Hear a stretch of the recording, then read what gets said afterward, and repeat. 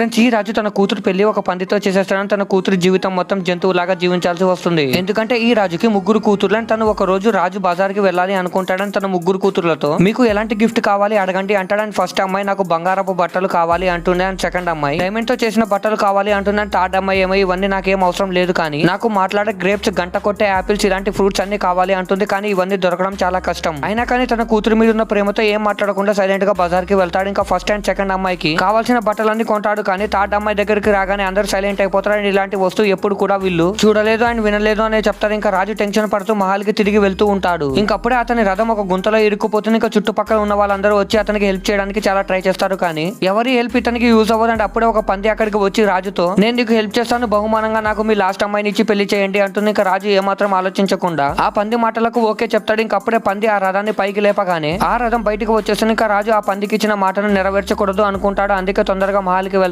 ఇంకప్పుడే ఏం జరిగిందో చూసే ముందు మీకు డబ్బుల కంటే మీ అమ్మ ప్రేమ గొప్పదని భావిస్తే వీడియోని లైక్ చేసి ఛానల్ ని సబ్స్క్రైబ్ చేసుకుని కామెంట్ లో లవ్ యూ మా అని టైప్ చేయండి. చివరికి పంది మహల్కి వచ్చేస్తుండే తర్వాత ఏం జరిగిందో తెలియాలంటే పార్ట్ 2 అని కామెంట్ చేయండి.